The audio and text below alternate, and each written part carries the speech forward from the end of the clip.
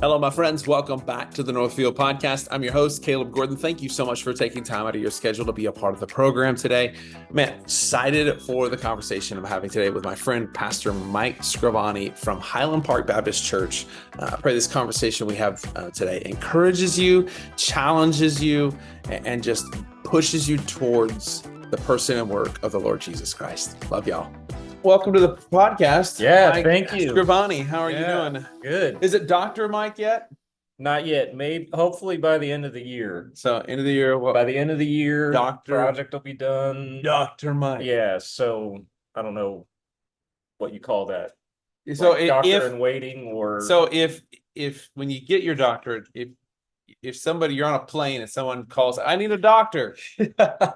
You're not that kind of doctor, right? No. Okay. And that's been confusing for my kids, especially my youngest one, because she's 8. But when I started, this has been like a 4-year process. So when I started, she was real young. And so, the thought was that I was going to be like a medical doctor or something. And so trying to explain that to a little kid that, no, this is like, theology for school. But that was she just kind of nodded her head, I think, like she didn't understand, but pretended like she did. Smile and nod, boys. Smile and nod. So that'll be interesting if ever we come across an emergency. And is there a doctor? Is there a doctor in the house? I can help you with your spiritual problems. If you're gonna die, I know where you go. can I am the guy you want to talk to. Yeah, that's awesome. Yeah. All right, so tell the audience who Mike Scrivani is. What are you doing in Bartlesville? Hey, I am the senior pastor at Highland Park Baptist Church and have been there it'll be 7 years in August. Have you been there 7 years? Yeah, I know. It's crazy. Yeah, we were talking about that yesterday, about how younger kids were when we came here. And it doesn't seem like it's been that long, but it has, which is probably a good thing. Yeah, no, longevity is.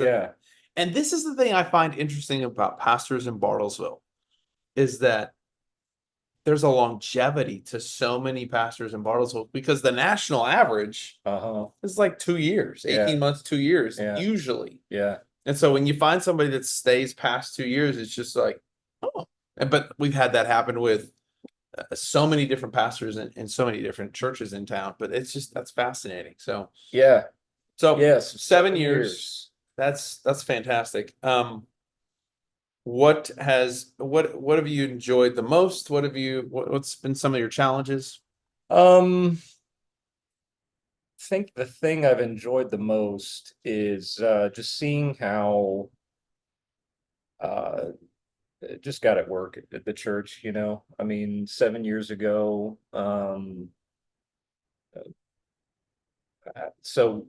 when I came in view of call, I think, which is Baptist for put on your best suit and get your best sermon. Yeah. So so you're coming, they think, they have a search committee, they think you're the guy, and then you go to the church and you meet the church, you preach in front of the church, and then the church decides whether or not, they think that you're the guy. And so that Sunday maybe had a little over 100. I know that night when we did vote, it was 66. Oh, wow.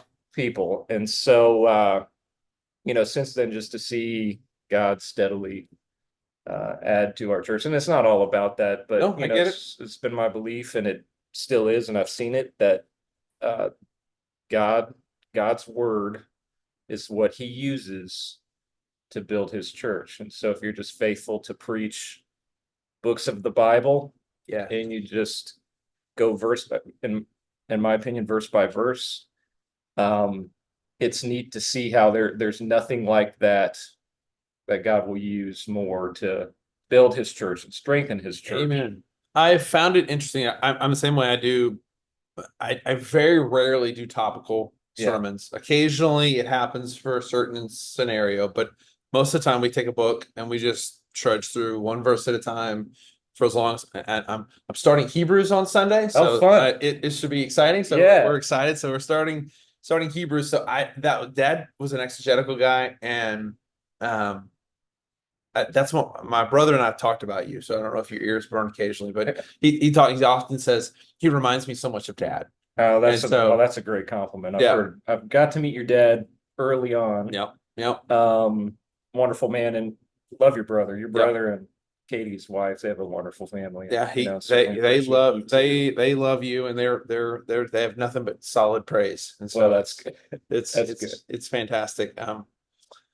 But yeah, exegetical preaching, I believe, is the thing that is going to be the most effective. Dr. Steve Lawson, I just went through his expository preaching academy back in August, Yeah. and he said it's the most effective means of communicating God's truth to the church. Yes. And it's because this is just for me.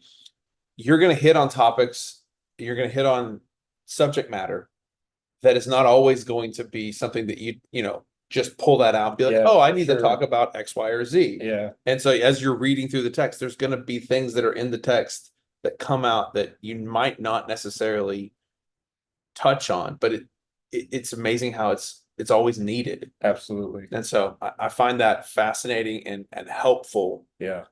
So I love to hear that you're exegetical. How did you get to that point?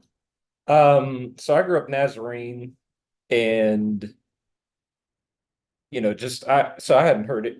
I hadn't even heard the word expository preaching until I went to seminary. And it's kind of one of those things where I did this a lot, especially my first year. Just in class, teacher would throw out like expository preaching or soteriology or these words I'd never heard before. Yeah. So I would write the word in the margins of my notes, and I just kind of nod along like, yeah, I know exactly what you're talking about. Yeah. And then I would go to the library after class and I would Google these words. And so expository preaching, I hadn't heard of that at seminary. And then I was terrified of taking the preaching class because our preaching professor had a reputation for just not letting anything slide, so you weren't going to go in there and think that you were going to preach like this awesome sermon. If it wasn't up to his standards, he was going to let you know. Just rip you apart in front of the whole class. Yeah, exactly. No pressure. Yeah, exactly. So I waited until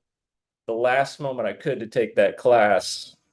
And so in taking it, I remember that first sermon I preached as I've been Western in Kansas City, and we lived about 30 minutes from campus. And driving that morning, I mean, I almost had to pull over on the highway because I felt like I was going to throw up. I was so scared.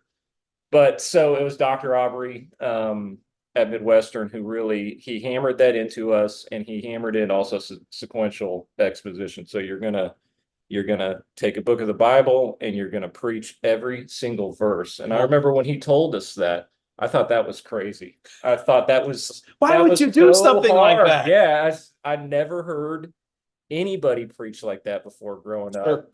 And so that to me was just so strange and foreign. And I thought this is going to be extremely hard. But now I'm at the point where I can't imagine preaching any other way for a lot of the reasons that, I mean, the Bible is God's word. Every word is inspired. Every word matters. Every jot, every tittle. Yes. And a lot of times, same thing. There's a lot of passages I'll come across. I probably never would have preached this before, but it's often those passages that, man, they're fun to preach for that reason, I think, too. And then to see how they impact the people. Yeah. I never would have thought of maybe preaching this text and the message from it, but it was really helpful to. And there's been even times as I'm preparing sermons that the weight of God's word pushes on me. Yes. And I've got to do some of my own praying, maybe even repenting. I'm like, there's been times where I've done this, or as I'm reading, I'm like, the weight of God's word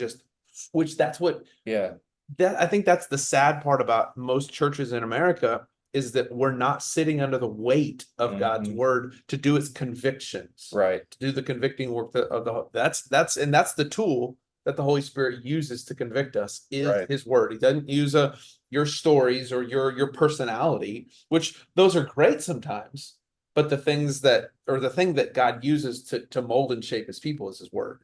Absolutely. And that is one of those things that I believe that is so important in our churches, and oftentimes is lacking. And I'm thankful to hear that you're you're going in that direction. That's what you've been doing. So yeah. Now to the point where I can't imagine doing anything else. I mean, there's topical exposition. sure, there's times. There's Christmas, Easter. Yep. Occasionally. Yeah, I mean, there's nothing wrong. Because people. With that, let's ask that question. Okay. Is it wrong for topical preaching? Um. Now that you've been, would you consider it wrong or unbiblical?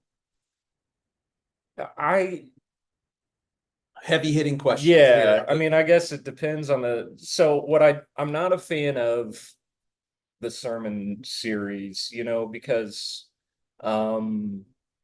it can be, it's a topical exposition is something you can do. I think it's something you should do. But again, then I think sometimes you don't know the people as well as you think that you do. And so if you pull out this topic and, I think this is what our church needs to hear. I mean, maybe I'm not saying that God won't use that and bless that in some way, but so often, kind of like we've talked about, God knows the people in your pews. From head to toe. I mean, he knows every single thing about them, everything that's going on in their life. He knows what they most need to hear.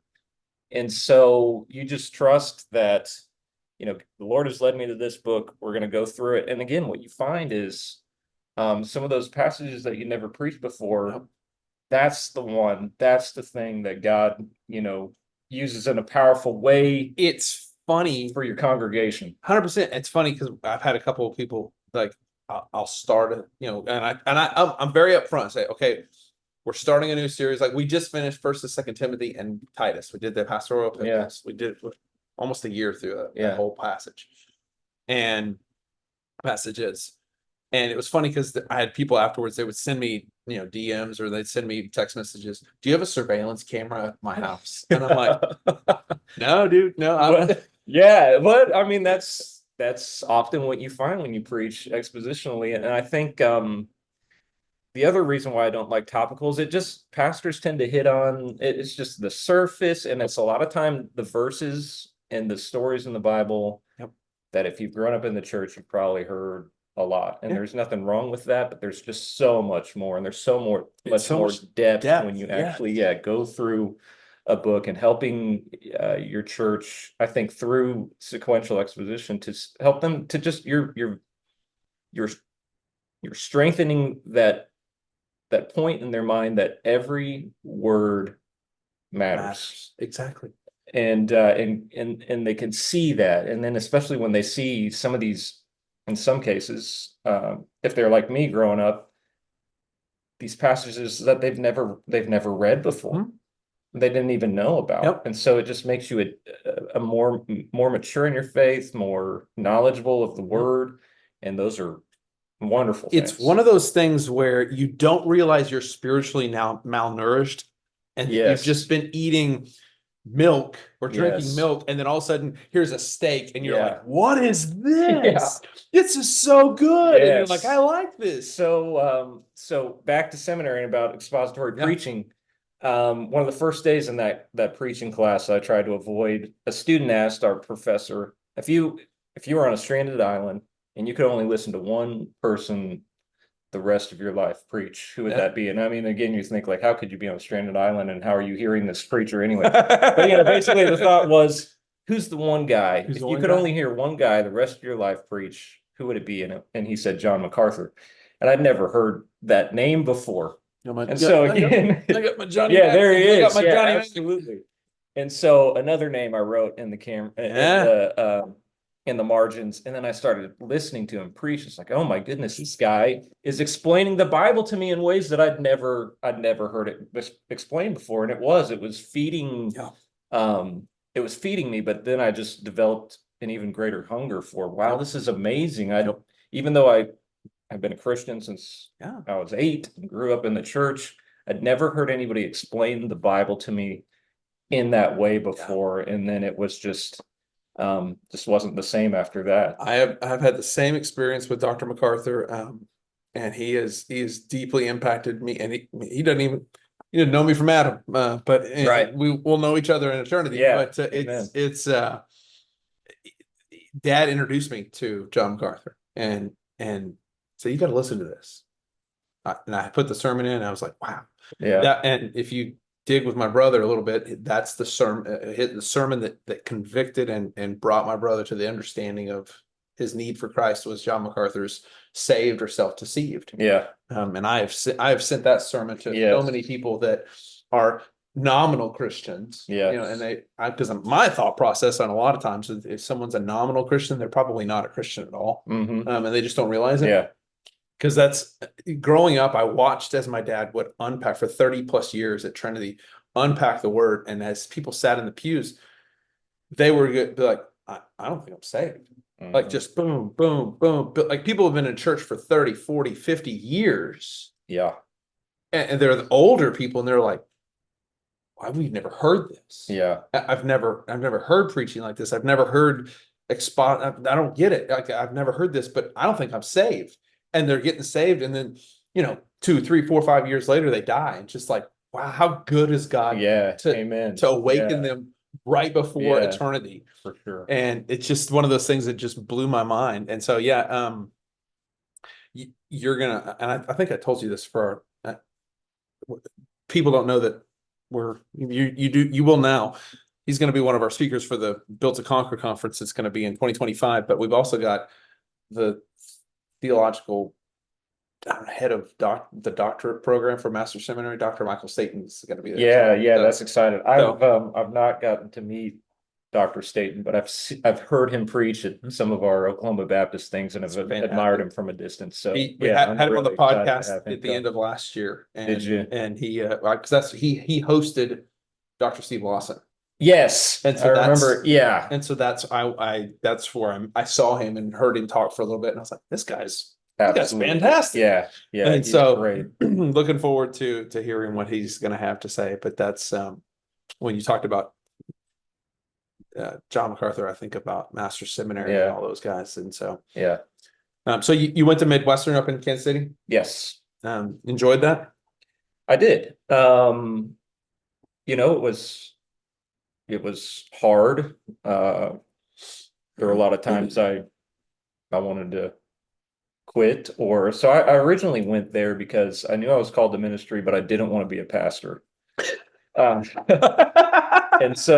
I was called when I was 16, and that was a struggle for me until I finally surrendered after graduating from college. It was in my senior year that I was like, okay, I'm not doing what God wants me to do. I know I'm called to ministry. I don't want to be a pastor.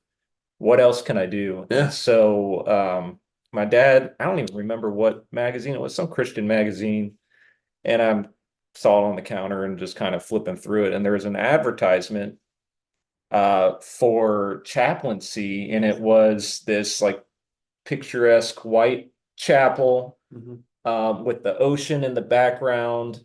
And I thought that looks good. I want to do that. And so then I started exploring chaplaincy and what do you have to do to become a chaplain. And I was looking at the Navy because I wanted the water, I wanted the beach. And so you had to go to seminary. Yeah.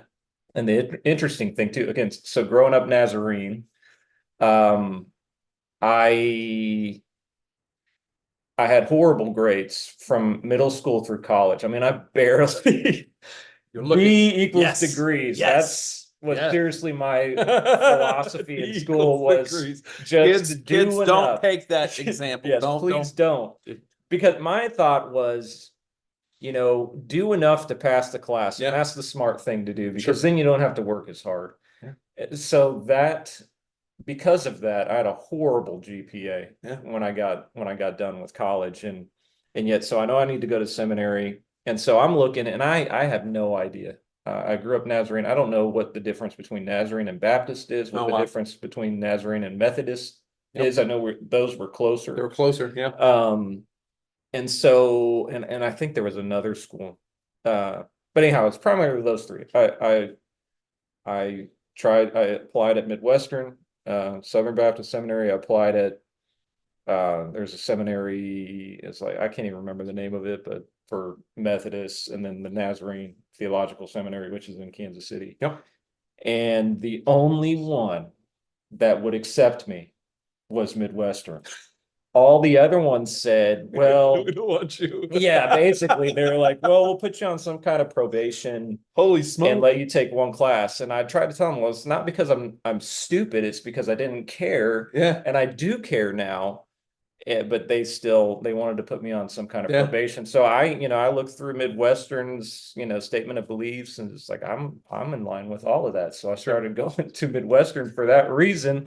But again, it's just neat to see how Nazarenes, you lost one. Yeah, sorry. As not Dad going used back. to say, everybody be Baptist that they hadn't been messed with. Amen. So. Amen. I like that. I'm gonna have to use that. That was Dad's statement all the time. Everybody been Baptist that they hadn't been messed with. So I was not Baptist born, but I'm just so thankful in just God's sovereignty and providence come to on. lead me to Midwestern. Because I probably wouldn't have. Now that again, don't get bad grades and trust that God's just gonna, don't do it. Work hard. Like me. Work hard. Yes, please do. But it's just neat how that worked out. That it was Midwestern is the only school that would accept me, and it was at Midwestern where God just really shaped me in ways that I'm just incredibly grateful for. So I love Midwestern for those reasons. They were willing to take in a kid that a misfit kid. A misfit, yeah. There you go. That's awesome. And give him a chance to learn and pursue God's calling. And so it was while I was there, and there's more to that. But so I went there to be a chaplain. Yeah, that was my goal. I got to do this so I can be a chaplain. I think that's the only ministry position that really interests me. Did you become a chaplain? I did not. So again, this is interesting too. So I don't know anything about these different denominations really, but I know I'm married and I need to work, and yet I'm a full-time student. And so the other thing I never wanted to be was a youth pastor. So that's what you were. That's what I became, because I didn't have any experience for really anything else. And so I became a youth pastor at a United Methodist Church. Oh, how bananas is that? So you're going to a Baptist seminary, youth pastoring at a Methodist church. And I grew up with a Nazarene background. So I would tell people I'm a denominational mutt. Yeah, Heinz 57, baby. Come on.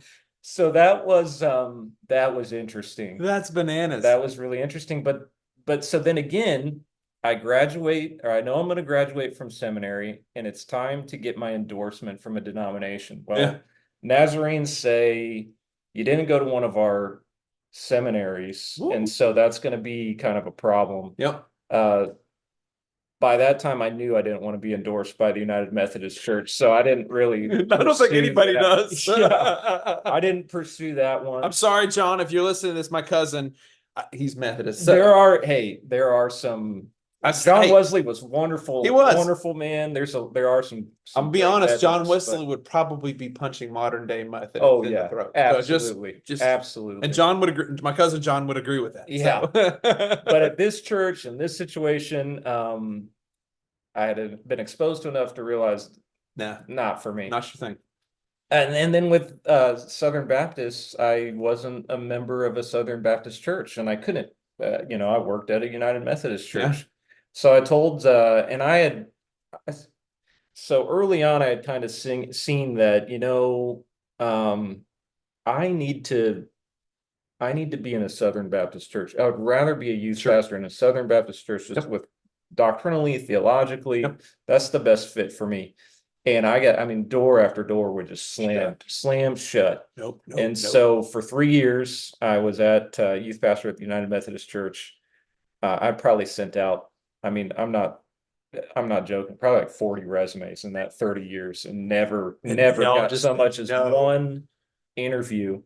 And so I'm a semester away from graduating, and I tell my wife, okay, this endorsement thing is really messed up. I've really messed this up. So I'll quit my job. I will get a job doing whatever, in a warehouse. I'll stock shelves. I'll do something so that we can join a Southern Baptist church. And I don't know how long before, but we'll go through that endorsement process. So there was one more. I was really discouraged about all of this, and I was in the computer lab at Midwestern, and a student friend of mine, I guess I just looked down, and he could tell. And so he came over to me and he said, "What's going on?" And I told him, you know, about that whole situation. "I feel like I've just made a mess of all of this. I'm getting ready to graduate. I, I just feel like I failed, I've messed it up big time." Yes.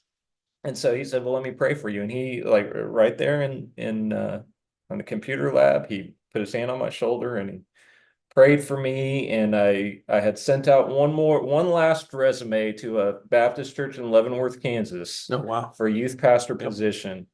And I came back after that class. Doesn't always work this way, but I came back and I had an email from the pastor there wanting to meet. Let's meet. And so we did. And I love Blaine Fives, his name, and love that man to death. And so we met, and I Gave you told a him, chance. yeah, and I was up front. I told him, I said, "Hey, I really want to be a chaplain. Yep. That's where I'm going. I don't know how long I can give you, but maybe at least a year." And he said, "Okay." He's like, "Well, I'm going to retire at the end of this year, so let's just pursue it and see what happens." And loved him, loved the church. Totally changed my perspective about what a pastor is and what a pastor's supposed to do. I mean, he just completely changed my attitude. He took me under his wing. He'd take me on hospital visits. He let me preach, which I never got to do at the United Methodist Church. No. And I think I understand why now. But he let me preach. And so by the end of the year, maybe in like November, he let our leaders know that he was retiring. And then they asked about what interest I would have to come take it in. over. And I think that was kind of his thought goal all along, was that maybe this could work out. And so he's just really gracious that that's cool. They voted for me, or they called me to be the pastor in December. And so we had that 1 month of me transitioning into that role and him retiring. And so then I was the pastor there for the next 5 years. Oh, wow. Yeah. That's awesome. And just again, just the way God works. I think it was it was really discouraging at times. It was really discouraging, but then to see how God's plan was better than mine, and I couldn't imagine how fun being is a that? chaplain now and have no desire to do that. I certainly is needed. Yeah, it's great. But I've got some friends that are chaplains. Yeah, it wasn't what God had for me. And that's okay. And I probably wouldn't have been in Hawaii. I probably would have been in, which is somewhere horrible. Yeah, I think that's where everybody wants to be. Everybody, I want to go to Hawaii. You want to be, you're a chaplain for the Lord. Yeah, sure. We'll send you to Hawaii. Yeah, we got a place for you after 20 years. Yeah. But certainly is needed. It would have been neat, but not what God had. How cool, man. Just a great story, encouraging. This is so if you're listening to this and you're going through some rough times, man, know that God's providence and God's sovereignty is at work at all times. Yes. And man, just trust the process and trust the Lord. Absolutely. And sometimes you think like, this is all lining up, this is God's will, and then it's not. Yep. And that can be devastating. Yep. But then you find out later on, you just continue to be faithful that, man, that just wasn't what God had for me. And I didn't want to. If I would have continued in that way, it wouldn't have ended as well as I think. That's one of those things that I always think is when stuff doesn't line out like you think it's going to, and you're like, oh, you're so disappointed, right? Yeah. And then you fast forward 5 years, 10 years, and you look back and you're like, holy smoke, if I had gone that direction, I would have blown my life up. Or something just would have been stupid, and this would have gone here, or this would have happened. Right. I had that happen one time. I was gonna go to Montana. Were you? And and man, had that happened, there was, I mean, there would have been some wild stuff. Yeah. And I'm still really good friends with that pastor up there. Like we're still really close. And but man, that church was horrible to him. And like they would have shot me down too. Yeah. And so it just it was rough. Because I was sad. Yeah, sure. As a result of all that. But Yes. We have the straight line plan. Like this is A, B, Yeah. C, and then we're gonna get to Yeah. where we need to be. And then God's like, okay, hold on, you're gonna go here, Yeah. here, up here, down here. Yeah, a and little bit more of a zigzag. it's gonna be wild. Yes. And God does amazing things, and we don't even realize the small. Dad used to call it the small miracles that are just here, and Right. it's like just every day. Yes. The out of the ordinary. Right. Just the ordinary stuff that's not that we wouldn't think is spectacular. God's like, oh yeah, watch this. And then you look back 10 years, you're like, holy smoke, that was so amazing. Yes. That's so cool. It's so wild. So yeah. All right. So you're at Highland Park. If someone's interested and they're like, hey, I'd like to come visit Dr. Mike and soon to be Doctor in Waiting. Yeah. Doctor in Waiting. How do they find out more about Highland Park? I visit our website, or Facebook page, Highland Park Baptist Church in Bartlesville. Our website, www.highlandparkbaptist.org, and you get all our stuff. Information about when we meet. We have Sunday school starts at 9:15 for all ages, and then we I will say my niece and my nephews both, they love Awanas. Yes. Oh my gosh, they love Awanas. Yeah, Awana is great. They have a blast. Avery, she's just, which I heard last night. She was here. Avery was here for a little bit. She's said she's friends with your daughter. Yeah, plays at Awanas, and I was like, oh, that's fantastic. I love it. Yeah, so that's great. Cool. So, not only is my brother going there, but my brother-in-law, and they're all.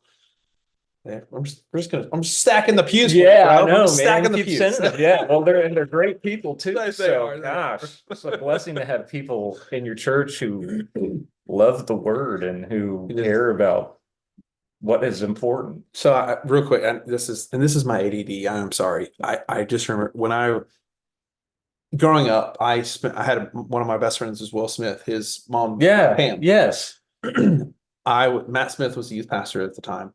And they took us to Colorado to go skiing, and I broke my kneecap skiing with Highland Park.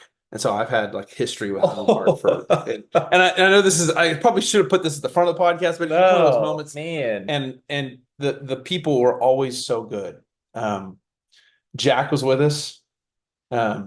Douglas, Jack, yeah, he was on that trip with us. Really? I was out of my mind on morphine on the way back because I was just like, I'm going to try to figure out a way. Yeah, it sounds I just want to sleep on the bus. So I took way too much morphine, or not morphine, Lortabs. Okay. And couple that with altitude. Yeah. Oh my God. Yeah, I was so sick. Yeah. I was more than a mile high, right? I was so sick. A few miles high. It was ridiculous. Yeah. So, but Highland Park has been a staple in my house back when Dr. McBride was there. Yeah. And so we've been there a long, connections there for a year. Yeah. Tom Holland, one of our elders, I know he and your dad Tom is a dear brother. Said a lot of wonderful things about Love Brother Holland. He is fantastic. He's a sweetheart, and his whole family, his son Rob, his friend. We went to Wesleyan together. We went to WCS for years. I didn't know that. Yep. Yeah, Rob's great too. He's great. Good He's over in the Branson area. So it's good stuff. So, well, thank you so much for taking. Yeah. Thank you guys. We got a thumbs up there. I saw. Okay, cool. I don't know what that means. I guess that's a new update on this program that they think it was good. They thought it was good. Artificial intelligence said it was fantastic. Yes. So that's weird. Yeah. Thanks for being here. I appreciate no problem, it, man. Yeah, appreciate you.